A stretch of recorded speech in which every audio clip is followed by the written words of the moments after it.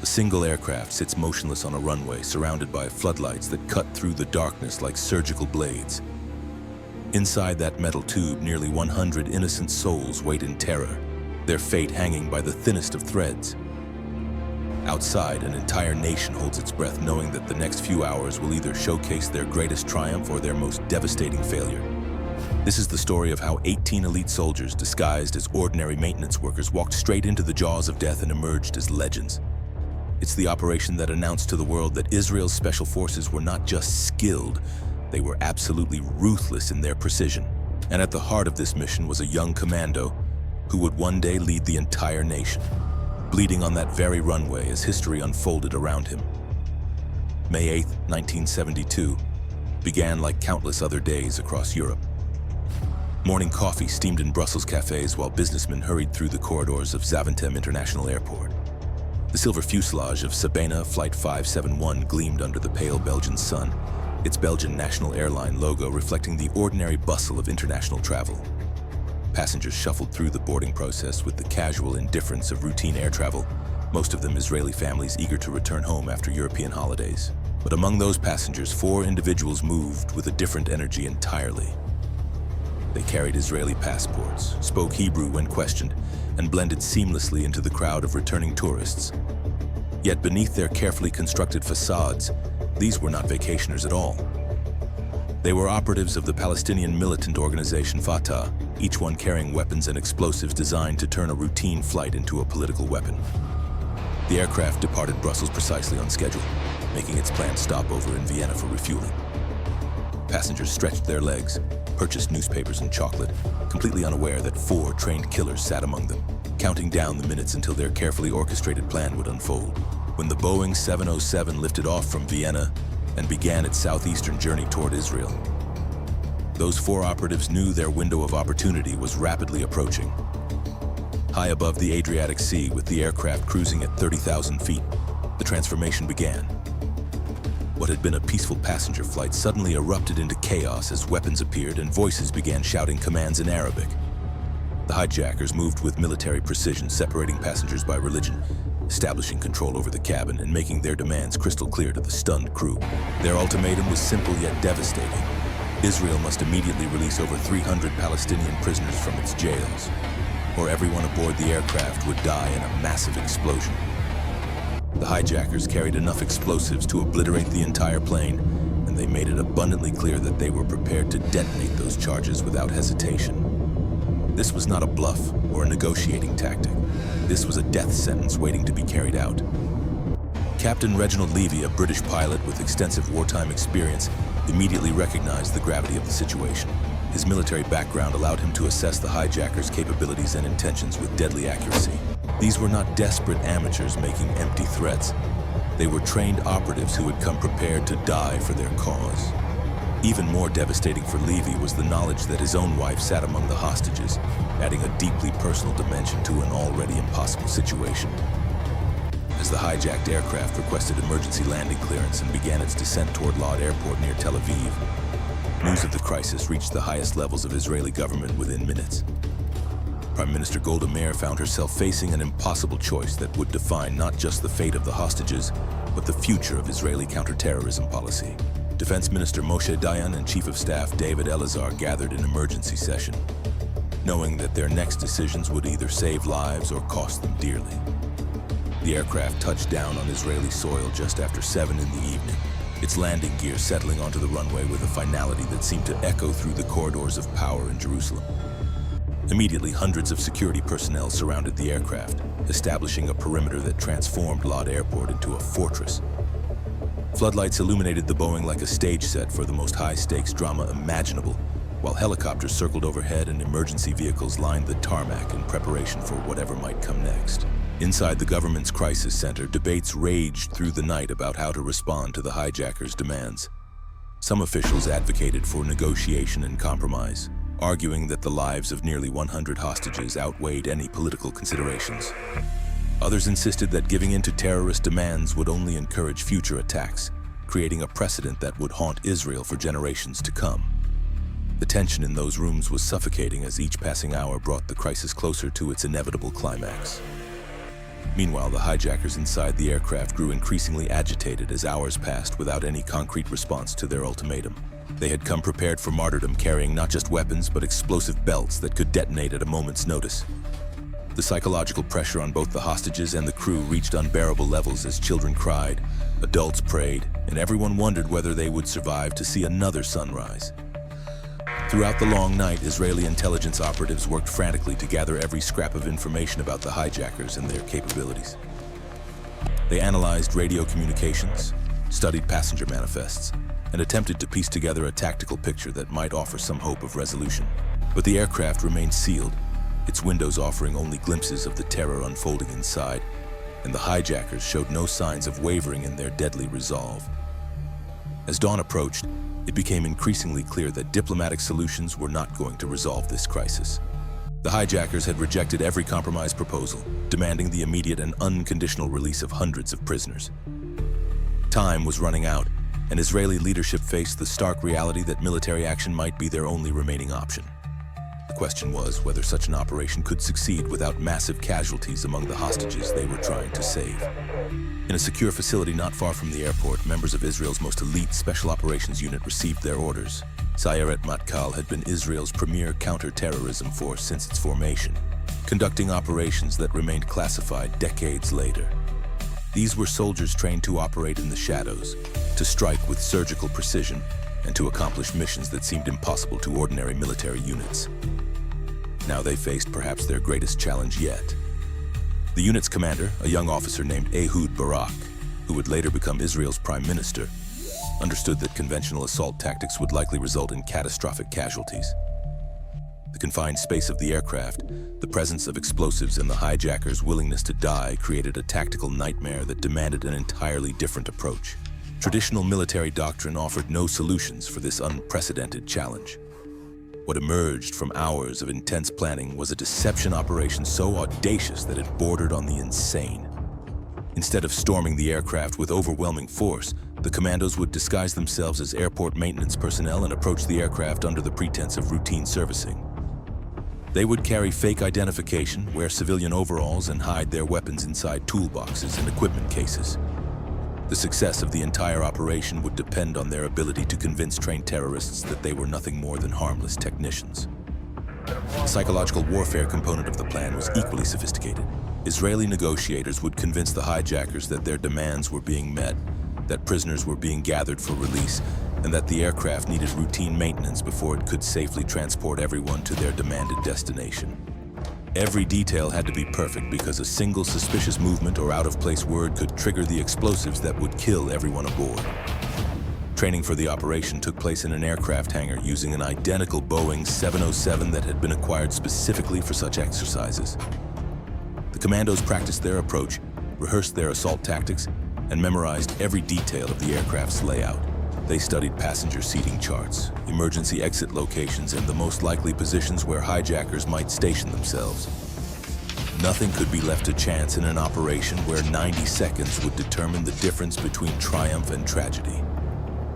As the commandos refined their deadly choreography, Israeli intelligence operatives worked to solve a critical puzzle that could determine whether the mission succeeded or ended in catastrophe. They needed precise information about the hijackers' positions inside the aircraft, their weapons, and most crucially, the location of the explosives that could turn the Boeing into a massive bomb. Without this intelligence, the assault team would be walking blind into a death trap. The breakthrough came from an unexpected source. The hijackers, growing increasingly paranoid about Israeli intentions, demanded proof that their ultimatum was being taken seriously. They insisted on speaking directly with airport officials and seeing evidence that the demanded prisoners were actually being prepared for release. This paranoia, intended to protect them, would ultimately provide Israel with the intelligence breakthrough they desperately needed. Captain Levy became an unwitting intelligence asset when the hijackers decided to send him off the aircraft as their messenger. They handed him samples of their explosives and detailed written demands, believing this would demonstrate the seriousness of their threats to Israeli authorities. What they didn't realize was that Levy's military background made him an exceptional observer, capable of memorizing crucial tactical details that would prove invaluable to the assault team. Inside a hastily established command center at the airport, Levy sat with Israeli intelligence officers and began drawing detailed diagrams of the aircraft's interior. His steady hands sketched the exact positions where each hijacker had stationed themselves, the locations of visible weapons, and most importantly, where the explosive devices were placed throughout the cabin. Every seat number, every aisle measurement, every potential line of fire was documented with the precision of a military reconnaissance report. The intelligence picture that emerged was both encouraging and terrifying. The hijackers had positioned themselves strategically throughout the aircraft, with the two male operatives controlling the cockpit area while the women guarded the passenger compartments and the explosive devices. They rotated positions regularly, never allowing themselves to become predictable, and maintained constant vigilance over their hostages. Most ominously, they kept their explosive devices armed and ready, with grenade pins removed and detonators primed for instant activation. Levy's most crucial observation concerned the hijackers' psychological state. These were not desperate criminals looking for an escape route. They were ideologically committed operatives who had already mentally prepared themselves for martyrdom. They spoke openly about dying for their cause, embraced each other as if saying final farewells, and showed no interest in negotiating for their own survival. This intelligence fundamentally shaped how the assault would need to be conducted. With this detailed intelligence in hand, the assault plan crystallized into its final form. The commandos would approach the aircraft in two groups, disguised as maintenance crews responding to the hijackers' demands for generator replacement and aircraft servicing. The first group would position themselves near the main doors, while the second would take positions near the wing-mounted emergency exits. At a predetermined signal, all entry points would be breached simultaneously to prevent the hijackers from having time to detonate their explosives. The timing had to be absolutely perfect. Intelligence indicated that it would take approximately 3 seconds for a hijacker to activate the explosive devices once they realized an assault was underway. The commandos had to neutralize all 4 hijackers within that narrow window, requiring split-second coordination across multiple entry points. There would be no room for hesitation, no time for second-guessing, and no opportunity to abort once the operation began. Each commando received specific assignments based on their individual skills and the intelligence gathered about hijacker positions. The marksmen would target the armed male hijackers first, as they posed the most immediate threat to both hostages and assault team members. Other team members would focus on securing the explosive devices and controlling the female hijackers who served as the dead man switches for the bombs. Medical personnel would be positioned to provide immediate treatment for both hostages and commandos who might be wounded in the assault. The psychological preparation for the mission was as intensive as the tactical training. Each commando understood that they might not survive the operation, and that the success of the mission took precedence over individual survival. They wrote letters to their families, made final preparations for their personal affairs, and spent quiet moments contemplating what they were about to attempt. The weight of nearly 100 innocent lives rested on their shoulders, and failure was simply not an option they could contemplate. As the assault team made their final preparations, Israeli negotiators continued their delicate dance with the hijackers, maintaining the illusion that prisoner releases were being organized and that the aircraft would soon be cleared for departure. Every conversation was carefully scripted to buy additional time for the commandos, while preventing the hijackers from growing suspicious about the delays. The negotiators walked a razor's edge, knowing that one wrong word could trigger the very catastrophe they were trying to prevent. The deception extended to elaborate staging around the airport, where decoy aircraft were positioned, and actors playing the role of released prisoners were made visible to the hijackers. Every detail was designed to reinforce the narrative that Israel was capitulating to the demands, while the real preparation for military action continued in secured areas beyond the hijackers' observation. The level of coordination required between the negotiation team, intelligence operatives, and assault forces was unprecedented in Israeli counter-terrorism operations. Weather conditions on the afternoon of the assault were nearly perfect, with clear skies and minimal wind that would not interfere with the precision required for the operation. The commandos had trained for various weather scenarios, but optimal conditions reduced one variable in an operation that already contained far too many unknown factors. Every advantage, no matter how small, could prove decisive in the coming minutes. At exactly 1500 hours, the final phase of the deception began as the disguised commandos approached the aircraft in their maintenance vehicles. They moved with the casual confidence of airport workers performing routine duties, their hidden weapons and tactical gear concealed beneath convincing civilian clothing. The hijackers watched their approach through the aircraft windows, seeing exactly what they expected to see: harmless technicians coming to service their aircraft before the promised flight to freedom. The commandos positioned their equipment around the aircraft with practiced efficiency, establishing the tactical positions they would need when the moment came to strike. Every movement was choreographed to appear routine while actually preparing for the most critical 90 seconds in Israeli special operations history. Tools were arranged to provide quick access to concealed weapons. Ladders were positioned for optimal assault angles, and communication equipment was tested one final time.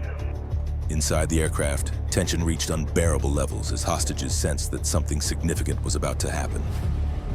The hijackers grew increasingly agitated, demanding constant updates on the prisoner release process and becoming suspicious of every delay in their departure schedule. Children cried softly while adults struggled to maintain composure. Everyone sensing that the crisis was approaching its climax, but uncertain whether that climax would bring salvation or destruction. The final countdown began when Israeli authorities confirmed that all assault teams were in position and ready to execute their assigned tasks. Radio silence was maintained except for essential coordination signals, as any unnecessary communication could potentially alert the hijackers to the true nature of the activity surrounding their aircraft. The fate of nearly 100 innocent people now rested entirely in the hands of 18 elite soldiers who had trained their entire careers for exactly this moment. At precisely 16:24, the signal was given.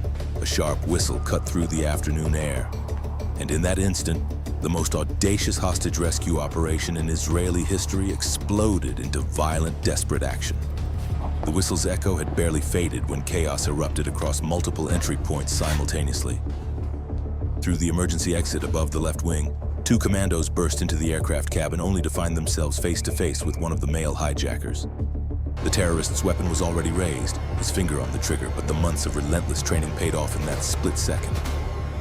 While one commando dove for cover, his partner's shot found its mark with deadly precision.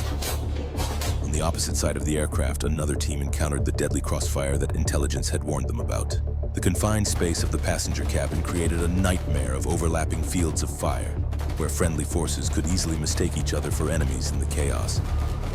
Two commandos found themselves caught in exactly this situation, forced to take cover outside the aircraft as bullets cracked through the thin aluminum walls around them. The rear assault team faced their own challenges as they struggled to breach the main passenger door, while under fire from the hijacker leader positioned near the cockpit. One commando managed to crack the door open only to be met with immediate gunfire that wounded him in the arm. Blood began soaking through his white overalls, but he continued pushing forward, knowing that hesitation would doom not just himself, but everyone aboard the aircraft. Meanwhile, beneath the cockpit, another commando had crawled through the narrow maintenance hatch and found himself in the most precarious position imaginable. Above him, the hijacker leader's leg was visible, and without hesitation, he fired upward through the aircraft's floor. The scream of pain that followed confirmed his hit, but also revealed his position to a now wounded and increasingly desperate terrorist. The female hijackers presented an entirely different kind of threat. Unlike their male counterparts, they were positioned specifically to guard the explosive devices that could destroy the entire aircraft. One sat on the cabin floor, clutching a hand grenade with the safety pin already removed. Her trembling hands were the only thing preventing the device from detonating, and approaching her required a level of delicacy that seemed impossible in the midst of a firefight. A commando slowly approached the terrified woman, speaking to her in English as bullets flew around them.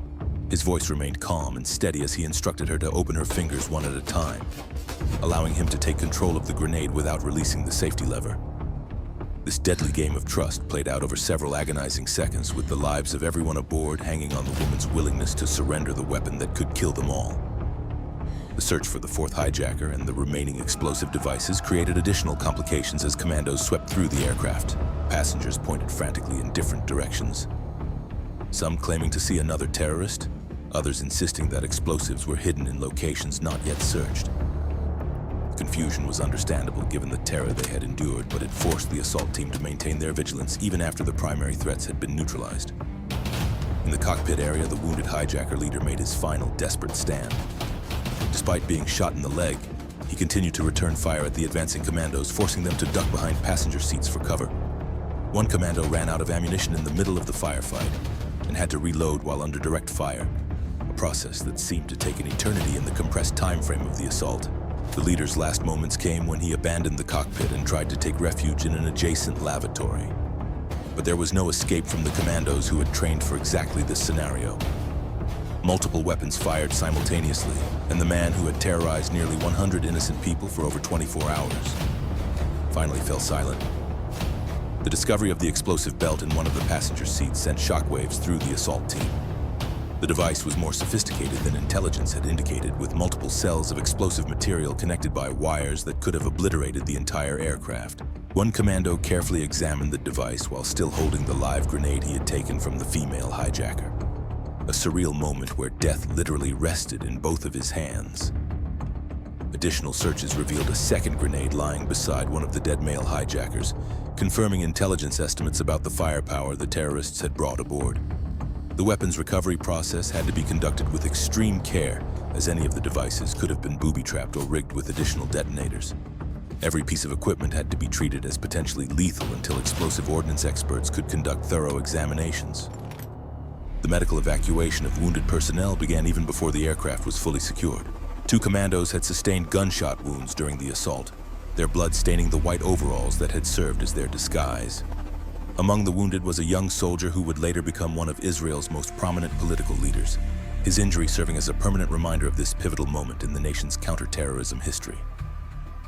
Civilian casualties were kept to an absolute minimum, a testament to both the precision of the assault and the extensive training the commandos had undergone. However, one passenger sustained fatal injuries during the 90-second battle, a tragic reminder that even the most carefully planned operations cannot eliminate all risks to innocent life. Her death would weigh heavily on the consciences of everyone involved in the operation. The aftermath of the assault revealed the true scope of what had been prevented. In addition to the weapons and explosives already discovered, a second bomb was found the following day, confirming that the hijackers had possessed enough firepower to destroy not just the aircraft, but potentially damage surrounding airport facilities as well. The terrorists had come prepared for mass destruction on a scale that would have shocked the world. Statistical analysis of the firefight showed the intensity of those crucial 90 seconds. Israeli forces fired approximately 50 rounds, while the hijackers managed only about 10 shots in return. This disparity reflected both the element of surprise achieved through the deception operation and the superior training of the assault team. Every shot had been aimed with precision, minimizing the risk to hostages while maximizing the effectiveness against the terrorists. The immediate medical response was equally impressive, with helicopters already spinning up their rotors before the shooting had even stopped. Medical teams rushed aboard the aircraft within minutes of the all-clear signal, treating both the wounded commandos and the traumatized passengers who had endured more than a day of psychological torture. The speed and efficiency of the medical response saved lives and demonstrated the level of preparation that had gone into every aspect of the operation. As the last echoes of gunfire faded and smoke cleared from the aircraft cabin, the commandos began the methodical process of securing evidence and ensuring no additional threats remained hidden. They worked in teams, systematically searching every compartment, every seat, every possible hiding place where additional weapons or explosives might have been concealed. The thoroughness of this search reflected their understanding that a single overlooked device could still result in catastrophic casualties. The psychological impact on the rescued hostages was immediate and profound. Many broke down in tears of relief while others remained in shock, unable to fully comprehend that their ordeal was finally over. Children who had remained silent throughout the crisis suddenly began crying for their parents, releasing emotions they had suppressed during the long hours of terror. The human cost of terrorism extended far beyond physical injuries to psychological scars that would last for years. Outside the aircraft, crowds of Israeli citizens had gathered despite security cordons drawn by rumors and news reports of the dramatic rescue operation. When the first rescued hostages appeared in the doorway of the aircraft, the cheers could be heard across the entire airport complex. For a nation that had endured constant terrorist threats, this successful operation represented a turning point in their ability to protect their citizens.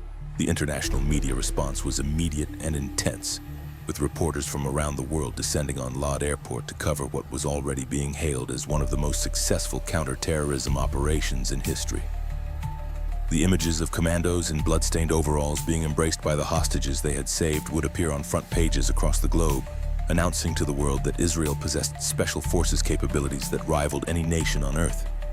Intelligence gathered from the dead hijackers and their captured accomplices provided valuable insights into terrorist planning methods and operational procedures.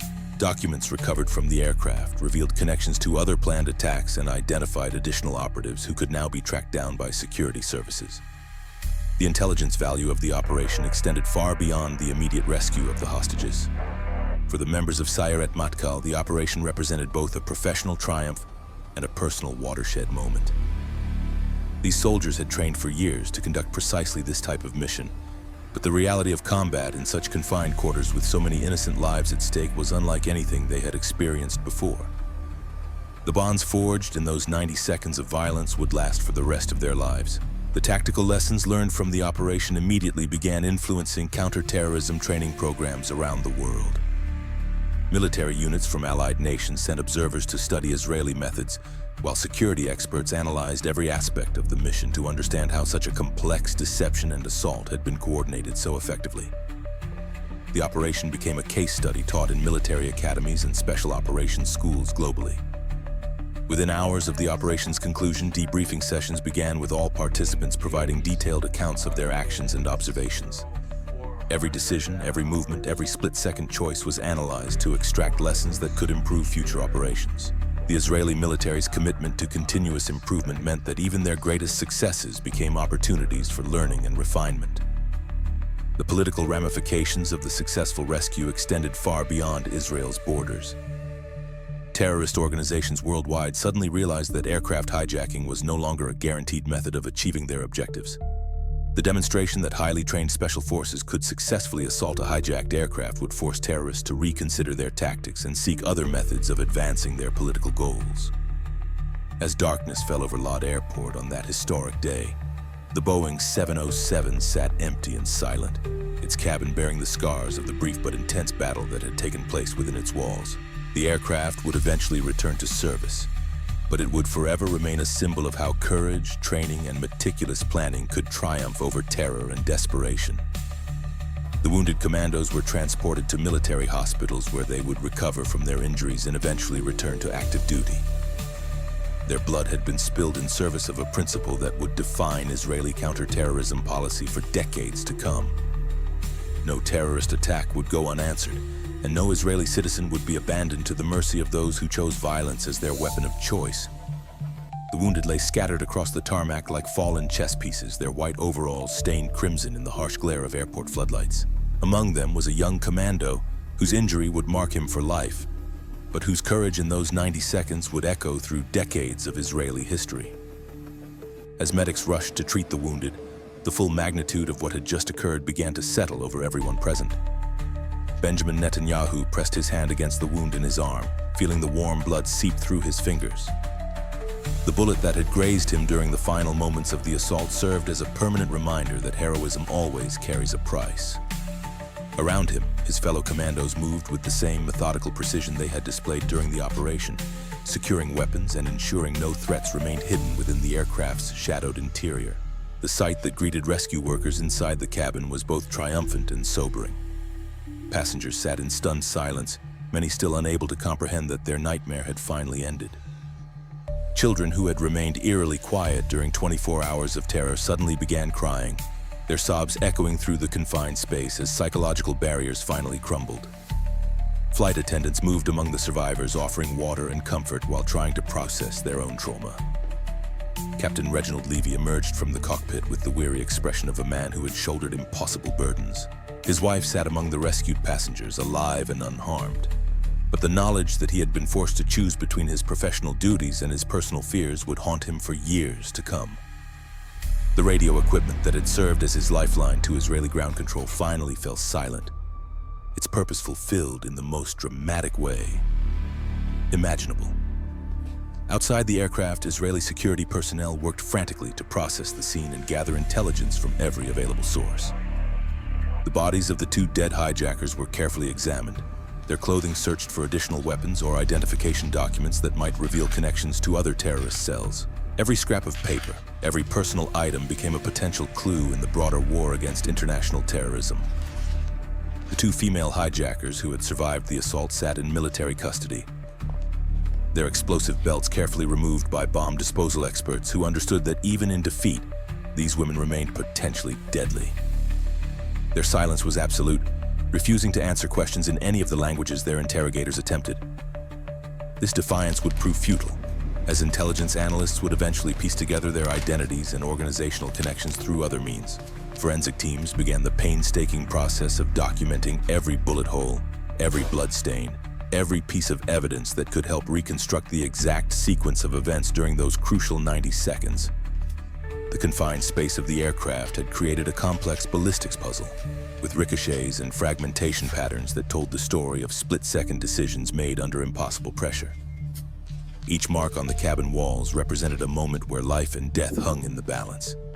The explosive devices recovered from the aircraft revealed the true sophistication of the terrorist plot. Military engineers who examined the bombs confirmed that the hijackers possessed enough firepower to obliterate not just the aircraft, but potentially cause significant damage to airport infrastructure. The discovery of a second explosive device 24 hours after the assault demonstrated how thorough the terrorists had been in their preparations for mass destruction. International reaction to the successful rescue operation was swift and polarized. Western governments praised Israel's decisive action and the surgical precision of the assault, while Arab nations condemned what they termed an escalation of violence that would only breed more terrorism. The United Nations found itself caught between competing narratives, unable to reconcile the celebration of a successful rescue with concerns about the precedent it might set for future conflicts. Media coverage of the operation catapulted Sayeret Matkal from the shadows into international recognition, though the unit's commanders remained reluctant to discuss operational details. Television networks around the world broadcast footage of blood-stained commandos embracing the hostages they had saved, images that would become iconic representations of successful counter-terrorism operations. The visual impact of the rescue resonated far beyond military circles, inspiring civilian populations while sending chilling messages to terrorist organizations. Intelligence agencies from allied nations immediately began studying every aspect of the operation, seeking to understand how such a complex deception and assault had been coordinated with minimal casualties among the hostages. The tactical innovations demonstrated at Lod Airport would influence special operations training programs across the globe, as military planners recognized that traditional assault methods were inadequate for the emerging threat of aircraft hijacking. Within Israel itself, the successful rescue provided a massive boost to national morale at a time when the country faced constant security threats from multiple directions. The demonstration that Israeli special forces could successfully challenge terrorists, even in the most confined and dangerous circumstances, sent a powerful message to both enemies and allies. The operation proved that technological superiority and meticulous planning could overcome even the most desperate and well-armed opponents. The psychological impact on the rescued hostages would manifest in various ways over the months and years that followed. Some developed lasting phobias about air travel, while others found themselves drawn to careers in security or military service, inspired by the courage they had witnessed firsthand. Support groups formed among the survivors, creating bonds that transcended the religious and ethnic divisions the hijackers had tried to exploit during their ordeal. For the families of the commandos who participated in the operation, the mission represented both pride and terror. They understood that their loved ones had volunteered for an assignment where death was not just possible but probable, yet they also recognized the nobility of risking everything to save innocent lives. The military's tradition of never leaving anyone behind had been demonstrated in the most dramatic way possible, reinforcing the bonds of trust between soldiers and the society they served. The tactical debriefings that followed the operation revealed both the strengths and weaknesses of the assault plan. While the deception had worked flawlessly and the simultaneous breach had prevented the hijackers from detonating their explosives, the confined space of the aircraft had created dangerous crossfire situations that could have resulted in friendly casualties. These lessons would be incorporated into future training exercises, refining techniques that would save lives in subsequent operations. Medical personnel who treated the wounded commandos marveled at their stoic professionalism even while bleeding from gunshot wounds. The soldiers insisted on providing detailed operational reports before seeking treatment for their injuries, demonstrating the priority they placed on mission success over personal welfare. This dedication to duty would become legendary within Israeli military circles, inspiring future generations of special operations personnel. The aircraft itself became a subject of intense technical analysis as engineers sought to understand how the assault had succeeded despite the numerous structural obstacles. The Boeing's design had both helped and hindered the commandos, with emergency exits providing crucial access points while narrow aisles created bottlenecks that could have trapped the assault teams. These findings would influence aircraft security modifications and emergency response procedures worldwide. As news of the successful rescue spread throughout Israel, spontaneous celebrations erupted in cities across the country. The citizens who had lived with the constant fear of terrorist attacks suddenly felt a surge of confidence in their military's ability to protect them. The operation demonstrated that Israel would not negotiate with terrorists, but would instead respond with overwhelming force and precision when its citizens were threatened.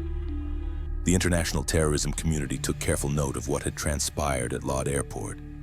The successful rescue operation forced terrorist organizations to reconsider aircraft hijacking as a viable tactic, knowing that they might face similar responses from other nations' special forces. The psychological deterrent effect of the operation extended far beyond Israel's borders, influencing terrorist planning and target selection for years to come. Within hours of the operation's conclusion, military historians were already comparing it to legendary special operations missions from previous conflicts. The combination of deception, precision timing, and overwhelming violence in a confined space represented a new paradigm in counter-terrorism operations. The mission would be studied in military academies worldwide, its lessons incorporated into training programs and operational doctrines. The political leadership that had authorized the operation found themselves vindicated by its success, but also burdened by the knowledge that future crises would be measured against this standard. The precedent set at Lod Airport meant that Israeli leaders would face intense pressure to respond militarily to any similar threats, regardless of the risks involved. The operation had raised the bar for what the public expected from their security forces. Operation Isotope transformed from a desperate gamble into a defining moment that echoed across decades of global counterterrorism. In those 90 seconds of controlled violence, 18 commandos disguised as maintenance workers didn't just save 97 innocent lives. They rewrote the rules of engagement against international terrorism. The world watched as Israel demonstrated that no hijacker, no matter how well armed or ideologically committed, could find sanctuary in the confined space of an aircraft cabin. From that blood-stained runway at Lod Airport, a message rang out clear and uncompromising. Touch an Israeli citizen, and elite forces will find you no matter where you hide, no matter what the cost. And if you want more untold missions, covert operations, and real stories that shape the modern world, make sure you subscribe. Hit that button so you don't miss the next chapter. Because history is full of moments just like this one, where everything hangs in the balance.